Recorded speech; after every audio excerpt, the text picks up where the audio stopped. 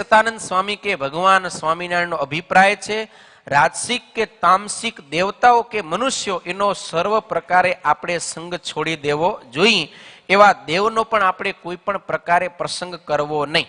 આટલી એક વાત કરી. હવે એ દેવતાઓનો આપણે પ્રસાદ ક્યારે લેવો નહીં, પણ એ દેવતાઓની અવજ્ઞા પણ ક્યારે ન કરવી, એ વાતની પુષ્ટિ કરવા માટે આગળનો જે 23મો શ્લોક છે એ ભગવાન શ્રીહરિ લખે છે.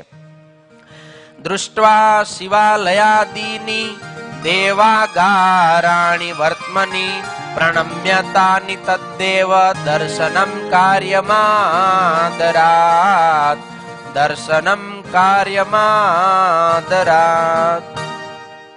અને માર્ગને વિશે ચાલતે શિવાલયાદિક જે દેવ મંદિર આવે તેને જોઈને તેને નમસ્કાર કરો અને આદર થકી તે દેવનું દર્શન કરો. હવે આગળ જે શ્લોક લખાયો એ શ્લોકની અંદર એમ કીધું કે તામસ જે દેવ છે એનો ક્યારેય પણ પ્રસાદ ગ્રહણ કરવો નહીં. પછી છેલ્લે એ પણ ભાવ બતાવ્યો કે એનો સંગ સર્વ પ્રકારે આપણે છોડી દેવો, ત્યાગ કરી દેવો. પણ એ દેવતાઓનો ક્યારે અનાદર ન કરવો, એને હર હંમેશા આપણે નમસ્કાર તો અવશ્ય કરવા જોઈએ. એ વાતની પુષ્ટિ માટે આ 23મો શ્લોક છે. કારણ કે આગળ જે તામસ દેવતાઓની નિષેધાત્મક જે આજ્ઞાઓ થઈ, તો શંકર ભગવાન એ તમો ગુણ પ્રધાન દેવ છે. તો આમાં શંકર ભગવાનની કોઈ અવજ્ઞા ન કરી નાખે એટલા માટે ભગવાન શ્રી હરિએ તરત જ આ કલમ લખી કે આપણે માર્ગમાં ચાલ્યા જતા હોઈએ ત્યારે શિવાલયાદિક જે દેવ મંદિર આવે, આદિક શબ્દથી બધાય દેવતાઓ, ગમે એવા મલિન દેવતા શું કરવા ન હોય, ગમે એવા તામસ ગુણ પ્રધાન દેવતા શું કરવા ન હોય, તોય એ કોકને માટે પૂજનીય છે. એને એક મત પંથ સંપ્રદાય કઈ બી ચાલે છે, એનું મંદિર છે, આપણે બીજું કઈ નથી, છતાંય પણ એને આદર થકી નમસ્કાર કરવા અને સમય હોય તો એ દેવનું આપણે દર્શન કરવું. સરસ નિષ્કુળાનંદ સ્વામી ભાષાની અંદર એને કાવ્ય પંક્તિનું રૂપ આપ્યું છે, એ સાંભળશો.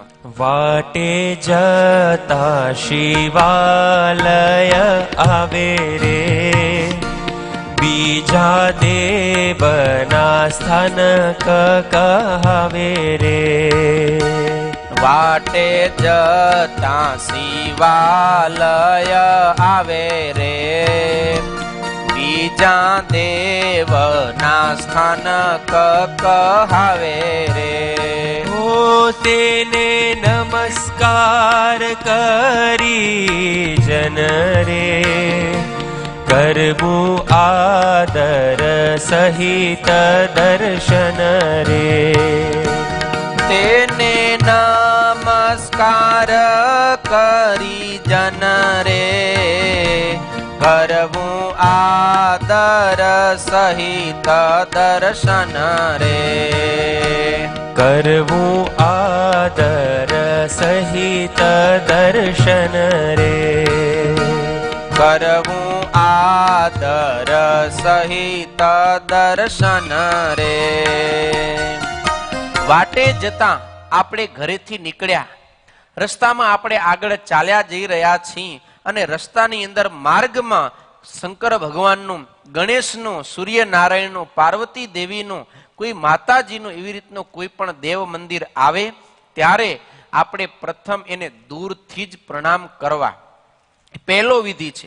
બીજો વિધિ, જો આપણી પાસે સમય છે, અવકાશ છે, તો મંદિરની અંદર જઈ મંદિરની અંદર પધરાવેલા દેવો એનું આપણે આદર થકે, માત્ર કેવા પૂરતું નહીં. હા, અહીંયા ખાસ સમજજો, નહીતર ઘણા કહે એમ કે ખાલી કીધું એમ, પણ મહારાજે કીધું આદર થકી, એક ભાવથી, ખાલી એક લોકને દેખાવા માટે નહીં કે જો આ સંપ્રદાયના છે તો કેવા ઉદાર છે, બધાએ દેવ દેવીને પગે લાગે એમ દેખાડો કરવાની, હૃદયના સાચા ભાવથી આપણે એનું દર્શન કરવું. આ બીજી વિધિ બતાવી છે.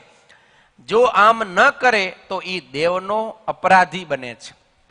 આપણે ચાલ્યા જઈએ, બાજુમાં મંદિર છે, આપણે જોયું, છતાંય આપણે એને એમ નમસ્કાર પણ નથી કરતા, અને આપણી પાસે સમય છે છતાંય આપણે અંદર જઈને જો દર્શન ન કરી તો આપણને અપરાધ લાગે છે. એમાં વશિષ્ઠ સ્મૃતિનું એક વચન પ્રમાણ રૂપે કહે છે, દેવતા પ્રતિમામ દૃષ્ટ્વા યંતિમ ચ યોગિનમ નમસ્કારમ નય કુર્યાત પ્રાયશ્ચિત્તીયતે હિ સહ પ્રાયશ્ચિત્તીયતે હિ સહ.